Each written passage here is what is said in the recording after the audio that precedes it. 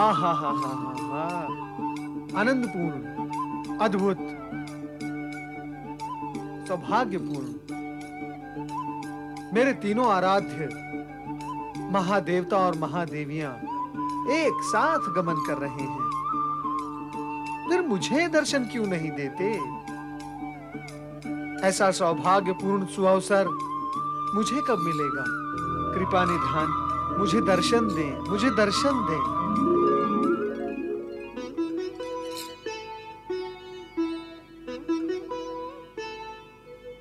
नारद, तुम तीनों लोक में कहीं भी हमारा पीछा नहीं छोड़ते, क्यों?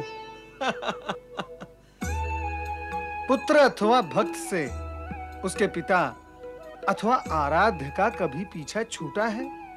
यदि छूट जाए तो पुत्र और भक्त की क्या दुर्दशा होती है, ये आप भली भांति जानते हैं परमपिता। नारद, ब्रह्मदेव के प्रश्न का उत्तर तो तुमने दे दिया, अब हमारे प्रश्न का भी उत्तर दो। भोलेनाथ, आपका क्या प्रश्न है? क्या तुमने अत्रि आश्रम आकर हमारे बाल रूप के दर्शन नहीं किए? और क्या अनुसुईया के पुत्रों के दर्शन करना आपका उद्देश्य नहीं था नारद?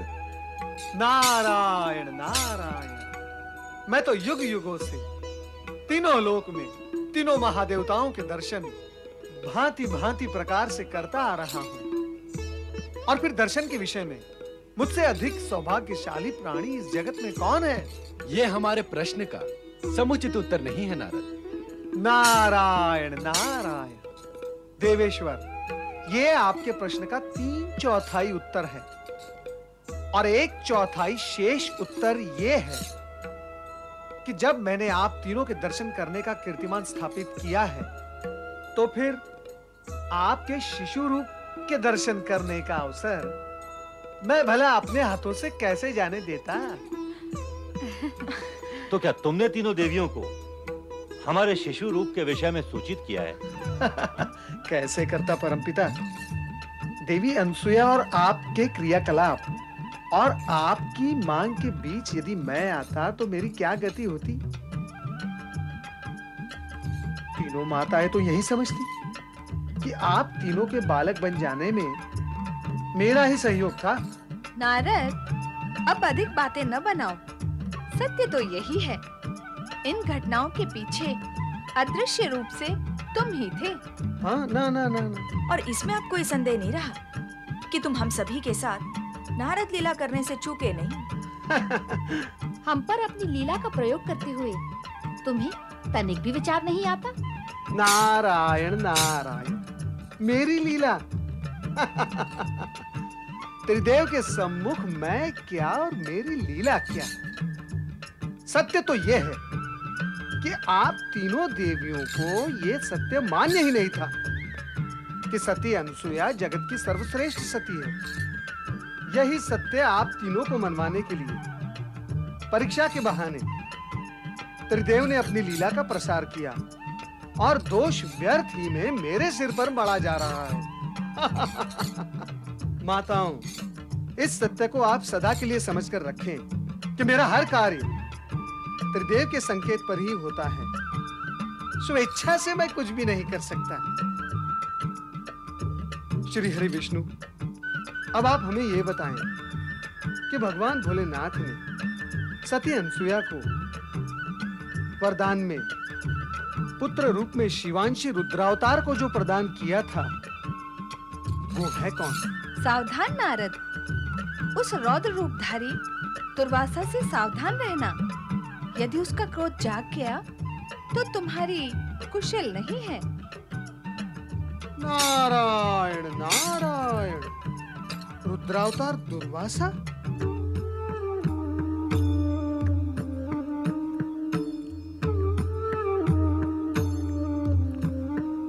धीरे धीरे खाओ पुत्र, ऐसी शीघ्रता से भोजन करना स्वास्थ्य के लिए हानिकारक होता है। माता, भूख की अग्नि को शीघ्र शांत कर देना चाहिए, अन्यथा वो फैल जाती है।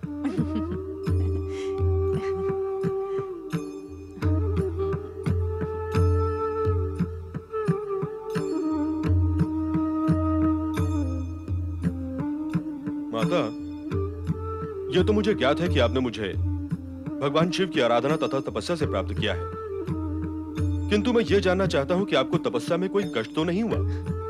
मैंने दृढ़ निश्चय के साथ तपस्या की थी पुत्र, इसलिए कष्ट का तो प्रश्न ही नहीं था।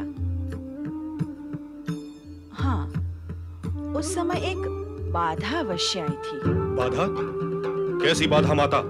स्वर्ग के अधिपति देवराज इंद्र ने मेरी तपस्या में बाधा पहुंचाने की चेष्टा की थी। उसने मुझे स्पर्श करने का प्रयत्न किया था। आपकी इस तपस्या में बाधा पहुंचाने वाले इंद्र को अपने इस दुष्कर्म का परिणाम भोगना होगा माता, अवश्य भोगना होगा। रुद्रावतारी शिवांशी अपने रौद्र रूप पर संयम व नियंत्रण नहीं रख सकते थे। अतः भगवान शिव की ये भविष्यवाणी कि जन साधारण उन्हें शिवांशी न कहकर दुर्वासा के नाम से पुकारेंगे, सत्य ही सिद्ध हुआ। कारण कि दुर्वासा तनिक सी अनुशासनहीनता व अनीति पर व्यग्र हो उठते थे और क्रोध पर अपना नियंत्रण खोकर स्वयं को सहज सीमाओं में रखने में असमर्थ हो जाते थे। तुम इतने व्यग्र क्यों हो रहे हो पुत्र? क्या कारण है?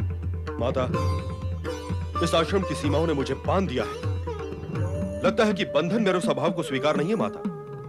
यही कारण है कि मैं इतना व्यग्र और व्याकुल हो रहा हूं। माता, कृपा करके मुझे इस आश्रम से बाहर भ्रमण करने की आज्ञा और सुविधा प्रदान करें। व्यग्रता स्वास्थ्य के लिए हानिकारक होती है पुत्र। तुम इस व्यग्रता के घेरे से बाहर आओ तथा तनिक वन प्रदेश में घुमाओ, किंतु शीघ्र ही लौट आना। मुझे तुम्हारे स्वभाव के कारण तुम्हारी चिंता लगी रहती है। आप तनिक भी चिंता न करें माता, मुझ पर भगवान शिव की सदैव कृपा रहती है। व्यग्रता शांत होते ही मैं शीघ्र लौट आऊंगा। ओम नमः शिवाय, ओम नमः शिवाय, ओम नमः शिवाय, ओम नमः शिवाय, ओम नमः शिवाय, ओम नमः शिवाय, ओम नमः शिवाय, ओम नमः शिवाय।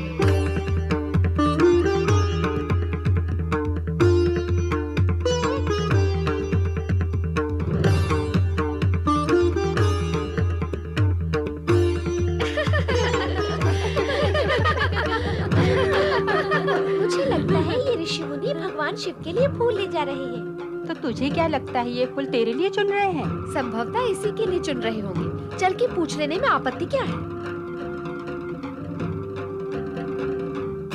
पाए लागे महाराज, क्या ये फूल आप भगवान के लिए चुन रहे हैं? तो फूल क्या भक्तों के लिए चुने जाते हैं? फूल तो भगवान के लिए ही चुने जाते हैं ना। क्या भगवान फूलों से प्रसन्न होते हैं? हाँ हाँ, होते हैं प्रसन्न। जिन फूलों से भगवान प्रसन्न होते हैं, उन फूलों को चुनते हुए आप क्रोध में आए हैं, तो क्या अब भी भगवान प्रसन्न होंगे? वो भी आपकी भांति आप पर क्रोधित नहीं होंगे इन फूलों को देखकर?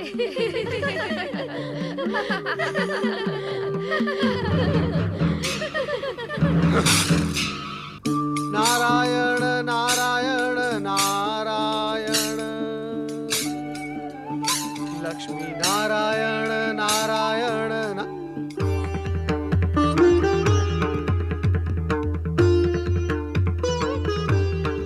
नारायण नारायण। हैं तो कोई ऋषि,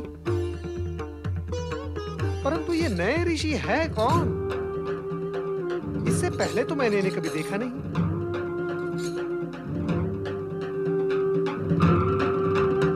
नारायण नारायण, कहीं यही तो रुद्रावतार ऋषि दुर्वासा नहीं?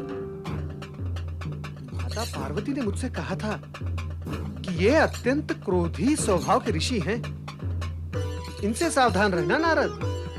नारायण नारायण नारायण नारायण। नारद का प्रणाम स्वीकार करें ऋषिवर। प्रणाम। नारद का प्रणाम स्वीकार करें ऋषिवर और अपना समुचित परिचय भी दें। मेरी माता का नाम सती अनसुईया है और पिता का नाम। आपके पिताश्री का नाम अत्रि ऋषि है, और यदि मेरा अनुमान सही है तो आप ही रुद्रावतार ऋषि दुर्वासा हैं। यदि जानते हो तो फिर पूछते क्यों हो? क्यों बार बार मेरा मार्ग अवरुद्ध करते हो? और यदि पूछते ही हो तो संपूर्ण बात सुने बिना बीच में क्यों बोलते हो? ऐसे व्यवहार के पीछे तुम्हारा प्रयोजन क्या है? मेरा प्रयोजन है आपके स्वभाव की उग्रता को विनम्रता में बदलने का। किसने कहा कि मेरा स्वभाव उग्र है? माता पार्वती ने। इसीलिए तो मैं आपकी सेवा में उपस्थित हुआ हूँ। क्या आप माता पार्वती का कोई संदेश लेकर आए हैं? आपके क्रोधी स्वभाव की सूचना माता पार्वती से प्राप्त होने पर आपके लिए संदेश तो बन ही जाता है ना ऋषिवर। क्या है वो संदेश? आपके हित में है आपके क्रोधी स्वभाव को शांत करने का। परंतु वो संदेश है क्या? सत्य से पूर्ण वो संदेश यही है कि आप काशी तीर्थ जाकर भगवान भोलेनाथ की आराधना करें। भगवान शिव की आराधना से मेरा क्रोध शांत कैसे होगा? वो तो स्वयं रुद्र है, संहारक देवता है। क्रोध के आवेश में उन्होंने अपना तीसरा नेत्र खोलकर कामदेव को भस्म कर दिया था। क्या तुम ये सब नहीं जानते? जानता हूँ, भली भांति जानता हूँ, किंतु संभवतः आप इस सत्य को नहीं जानते कि काशी का दूसरा नाम आनंद कानन है। काशी है भगवान भोलेनाथ का सबसे प्रिय क्षेत्र। भगवान भोलेनाथ काशी में सदा आनंद स्वरूप में रहते हैं तथा अपने भक्त जन को शांत करके आनंदित करते हैं। आप स्वयं वहां जाकर इस सत्य का अनुभव करें। किंतु गंगा तट पर बसी काशी तो अत्यंत विस्तार में है। मुझे ऐसा एकांत स्थान बताओ जहां मैं बिना किसी बाधा के शिव का ध्यान करते हुए तपस्या कर सकूं। गंगा नदी के पूर्व दिशा प्रवाह के उत्तर की ओर एक एकांत सरोवर है जिसका नाम कामकुंड है। स्वयं भगवान भोलेनाथ ने ये कहा है कि कामकुंड के समीप शिवलिंग की स्थापना कर उसकी अखंड आराधना करने से मनुष्य की सभी कामनाएं पूर्ण होती है। आप कामकुंड के समीप दुर्वेश्वर शिवलिंग की स्थापना कर उसके सम्मुख बैठकर भगवान भोलेनाथ के ध्यान में मग्न हो जाएं। फिर आप देखें कि भगवान भोलेनाथ क्या चमत्कार दिखाते हैं। प्रणाम ऋषिवर। आनंद कानन, काशी नगरी।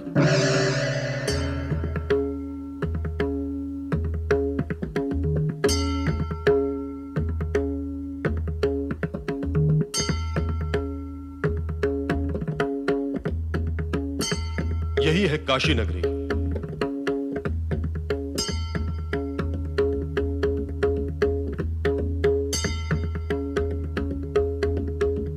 वो रहा कामकुंड।